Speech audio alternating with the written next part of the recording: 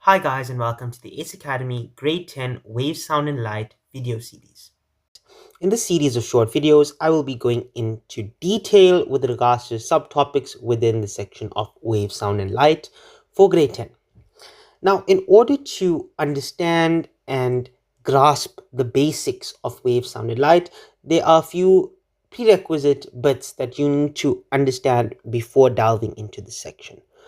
And these little bits of information are going to make it just that much easier for you to understand this section and apply yourself when the time comes.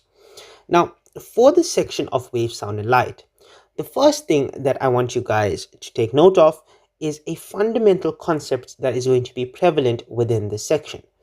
And that is the fact that a wave's purpose is to transfer energy from one point to another without transferring the matter of the substance that is transferring that energy from one point to the other.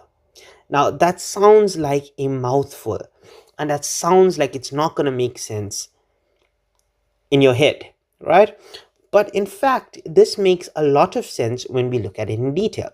Essentially, what we're saying is, imagine I have some sort of material that a wave is now going to be traveling through.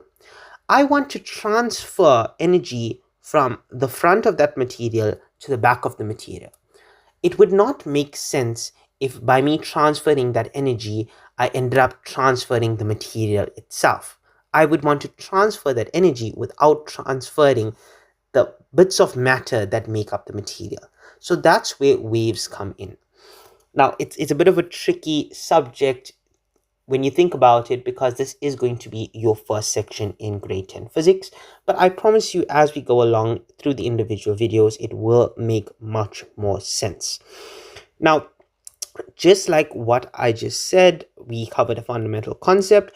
We are also going to have to understand a couple fundamental quantities that are going to be present in the section, and that is going to be length, time, and speed, because those three quantities are going to govern this section, where length is going to be measured in meters, length or distance, time will be measured in seconds, and speed will be measured in meters per second. And these are the quantities that we are going to use throughout this section. Now, let's just do a quick breakdown on what is going to be present in the section and what we are going to cover together. Now, if we look at our topic overview quickly, you can see that the section waves is made up of two big subsections, and that will be mechanical waves and electromagnetic waves. Now, these two sections differ greatly with regard to a single fundamental concept, and that is the fact that a mechanical wave will require some sort of substance, some sort of medium to move through, to propagate, and an electromagnetic wave will not require a medium. It can travel through a vacuum. Okay? Now, we are mainly going to be working with mechanical waves, but electromagnetic waves will be assessed. So I will do an in-depth video covering electromagnetic waves as well. Now, when we look at mechanical waves, we can see that the mechanical wave branch is made up of two separate types of waves, and that is transverse waves and longitudinal waves. And I have these little diagrams over here just to make it a bit better for you guys to understand, or to give you guys some sort of sense of what we are going to be covering. Now, a transverse waves will look something like a sine wave. If you have covered that as yet, if you have not covered that as yet, it looks like this little graph that I have right here. And a longitudinal wave will look something like a spring. Now, I don't want to go into detail on what these types of waves are just yet. We will do that in a separate video, but I'm just trying to give you guys sort of heads up of what you should expect when you're covering this section.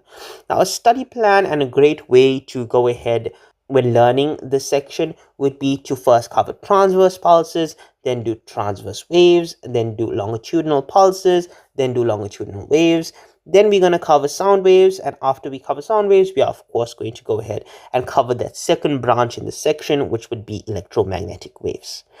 And the section is quite fun, so I don't want you guys to attempt this with a closed mind. Just keep an open mind and try to grasp and understand the fundamentals of the section, and that will of course make it much easier for you guys to apply. We will be doing a lot of examples, and I'm going to be introducing you guys to different scenarios in which waves are present, so you can have a sense of what to expect in your examination papers. But other than that, I think we're going to have some fun with this section. So until then, guys, that's it for me. All the best, and I will see you in the next one.